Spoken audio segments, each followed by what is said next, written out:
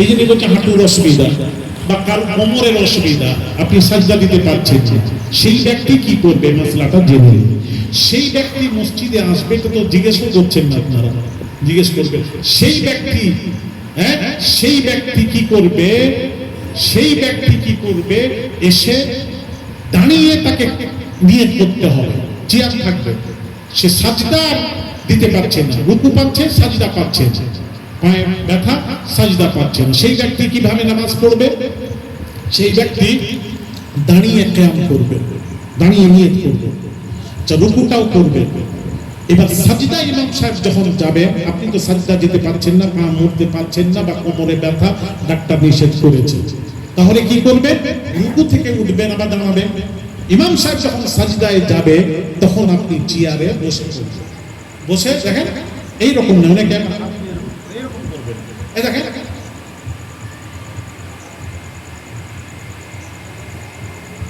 দিয়ে আমার ইমাম দাঁড়ালো, আপনি দাঁড়ালেন, কিন্তু বসে নিয়ে করা যাবে না, যেহেতু আপনি হেঁটে হেঁটে এসছেন বাড়ি থেকে। বসবে কে? একজন বাড়ি থেকে, পাশের বাড়ি থেকে তার ছেলেরা, বাপ চলতে পারে না, বাপকে দুইজন ধরে ধরে মসজিদে নিয়ে আসে, ওই তাকে ধরে ধরে নিয়ে আসে, সে তো দাঁড়াতে পারে না, চলতেও পারে না, সেই ব্যক্তিকে চেয়ারে বসে বসবে, সেই ব্যক্তি বসে বসে নিয়ে করে নামাজ আদায় করবে, রুকু সাজদা সব বসে বসে। ওই ব্যক্তি যে চলতে পারে না, দাঁড়াতে পারে না, তাকে ধরে নিয়ে আসা হয়, ওই ব্যক্তি চেয়ারে বসে নিয়ে করবে। আর ওই ব্যক্তি যে হেঁটে হেঁটে আসবে, পায়ের প্রবলেম, কোমরের প্রবলেম, সে দাঁড়িয়ে নিয়ে করবে, রুকুও করবে, রুকু থেকে উঠবে, দাঁড়াবে, সাজদায় যেতে পারছে না, সেই সময় চেয়ারে বসে ইশারায় সাজদা দিয়ে আবার দাঁড়িয়ে যাবে। এটাই হলো মাসআলা। আশা করি বোঝাতে পেরেছি না?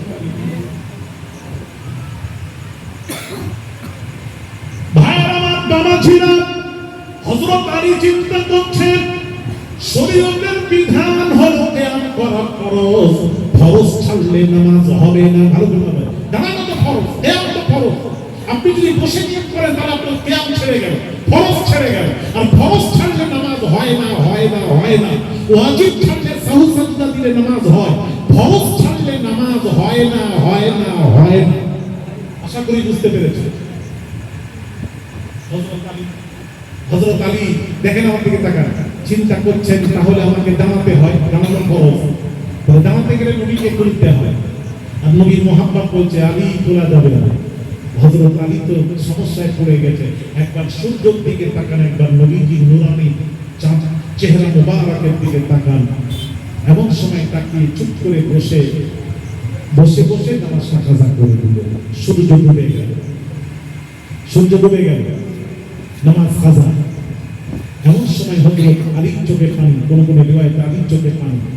ভাইরা আমার, পানিটা যখন নবীজির চেহারা মুবারকে পড়লো, আলী কাঁদছেন এই কারণে, নবীজি যদি এখনই জানতে পারবেন, নবী যদি অসন্তুষ্ট হন, আমি আলী ধ্বংস হয়ে যাব, বরবাদ হয়ে যাব। নবীর অসন্তুষ্টি মানে আমি ধ্বংস। এই মনে মনে করে চোখ দিয়ে পানি এসে গেল, পানি পড়লো, নবীজি জাগ্রত হলেন। আলী কাঁদছো কেন? মা ইউবকিকা ইয়া আলী, আলী কাঁদো কেন, কি হয়েছে? ইয়া রাসূলুল্লাহ, আমার আসরের নামাজ কাজা হয়ে গেছে, আমাকে তুললে না কেন? ইয়া রাসূলুল্লাহ, আপনাকে তুলে নামাজ পড়ব, নামাজ তো আপনার জন্য। ইয়া রাসূলুল্লাহ, আপনি না এলে নামাজ পেতাম না, আপনার জন্য নামাজ, যার জন্য আপনার মুহাব্বতে আমি নামাজ ছেড়ে দিয়েছি। নবীজি এটা তো কোনো, হ্যাঁ হ্যাঁ ভালো করে শুনবেন, তখন নবী বলছেন আলী, আমার মুহাব্বতে, আমার কি হলো, আমার মুহাব্বতে নামাজ ছেড়েছে। নবী আর কিছু বললেন। নবী বলেন আলী এখন কি করবে না? ইয়া রাসূলুল্লাহ, কাজাটা পড়ে নি। নবীজি বলেছিলেন আলী, হ্যাঁ আলী এদিকে তাকান, যে নবীর মুহাব্বতে নামাজ কাজা, তাবরানী হাদিস, যে নবীর মুহাব্বতে নামাজ কাজা করেছো, সেই নবী থাকতে থাকতে কাজা পড়তে দেব না, আসরের নামাজই পড়াবো। ইয়া রাসূলুল্লাহ, ইয়া হাবিবাল্লাহ, হুজুর আসর কেমন করে পড়াবেন যে সূর্য ডুবে যায়? ওই সূর্যকে পাল্টে কোন নবী রাসূল আনেন না, কোন জাদুকরে সম্ভব নয়, কোন মানুষের পক্ষে সম্ভব নয়। আল্লাহর হুকুমে সূর্য উঠে আর ডুবে, সূর্য তো ডুবে গেছে, আজকে আসরের নামাজ কি করে পড়াবেন?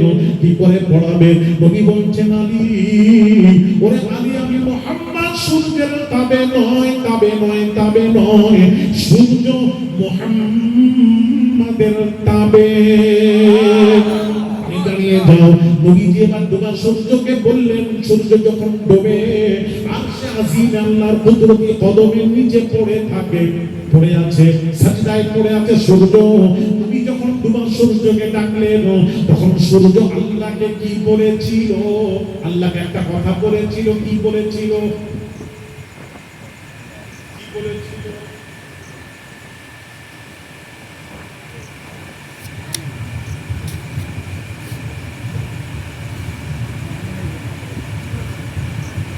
সূর্য বলেছিল, আল্লাহ গো তোমার আদেশে উঠিয়া তুমি, কিন্তু নবীজি ডাকছেন এখন আমি সূর্য কি করব? আল্লাহ বলছেন, সূর্য রে আমার নবীর হুকুমটা হলো আমি আল্লাহ আমারই হুকুম, আদেশটা হলো আমার আদেশ। এক সেকেন্ড ডুবে থাকা যাবে না। ডুবা সূর্য পাল্টে আসরের ওয়াক্তে হাজির। আল্লাহ নবী বলেছিলেন আলী আসরের নামাজটা পড়ে না। নবী আসরে নিয়ত করে দাঁড়িয়েছেন, সূর্য স্থির।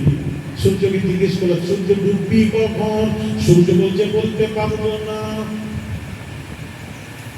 এই সূর্য ডুববি কখন? জানি না। এই সূর্য ডুববি কখন? সূর্য বলছে আমি নামাজ না হওয়া পর্যন্ত ডুববো না। খারাপ ফিরিয়েছেন, সূর্য অস্ত গিয়েছিল। হ্যাঁ, তাহলে আমার প্রশ্ন, এটা হাদিস শুনে না। এবার আমার প্রশ্ন হলো, বলে নবীজি কোথায় বলেছে? কোন জায়গায়? একটা হাদিস মন্দিরের কাছে জানতে চাই। কোন একটা হাদিস আমাকে দেখান। নবী বলেছেন আমার মহাব্বতে নামাজ কাজা করে দাও, একটা দেখান। তো কোথাও নেই। তাহলে আলী করলেন কেন? এটা মহাব্বত।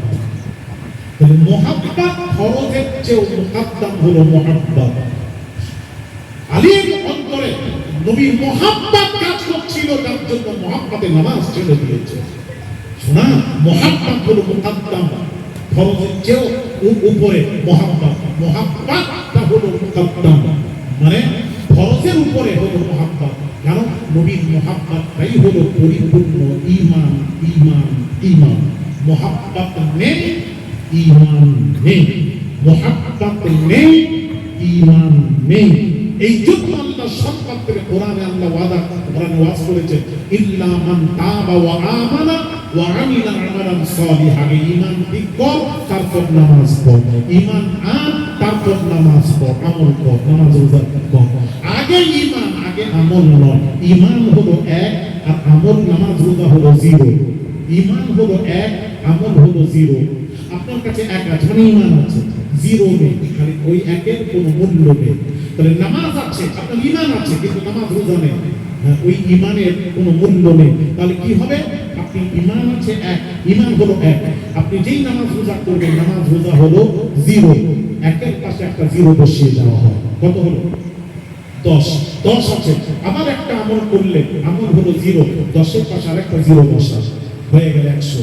আবার 100 আছে, আবার একটা ভালো কাজ করুন, দান ধ্যান করুন, এটা হলো আমল। হ্যাঁ, যেই দান ধ্যান করবেন একটা জিরো, 100-এর পাশে আরেকটা জিরো বসিয়ে দেয়। কত হলো? কত হলো?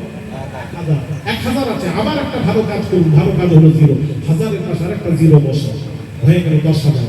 আবার একটা ভালো কাজ করুন, ভালো কাজ হলো জিরো, 10,000-এর পাশে আরেকটা জিরো বসা, হয়ে গেল 1 লাখ। কিভাবে জাম করছে দেখুন। এবার ঈমানের একটা সরিয়ে দিন, মানে ঈমান নেই, এক নেই। একটা সরিয়ে দিয়ে যদি আমল, মানে নামাজ রোজা আছে, ঈমান নেই।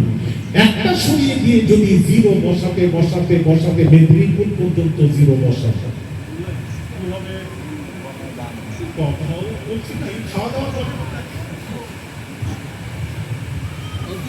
আরে একটা সরিয়ে দিয়ে জিরো বসাতে বসাতে আপনার মুর্শিদাবাদ পর্যন্ত,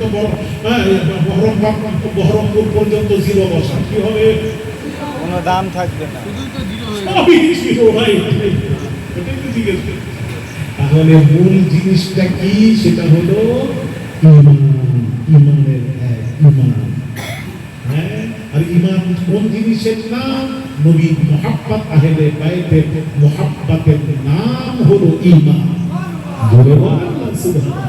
এর উপরে অনেক ওয়াজ ছিল, আবার গেলে আমি আমার সময় লাগবে, আর ওদিকে যাচ্ছি না, এবার সব করে এবার যাচ্ছি। তাহলে ঈমান ঠিক করে নামাজ রোজা করবেন, ঈমান ঠিক রেখে নবীর মহব্বত, নবীর মহব্বত ভালোবেসে, সবচেয়ে ভালোবাসা নবীর অন্তরে থাকবে, এই ভালোবাসা নিয়ে নামাজ রোজা করবেন, এদিকে মরবেন, হারাম বর্জন করবেন, হালাল ভক্ষণ করবেন, হ্যাঁ, আর পরের হক নষ্ট করবেন না, কারোর হক নষ্ট করবেন না, সত্য কথা বলবেন, হারাম হালাল গিজা খাবেন বাবা, হালাল উপার্জন করবেন, এদিকে মরবেন, ওদিকে আল্লাহর জান্নাতে পৌঁছে যাবেন।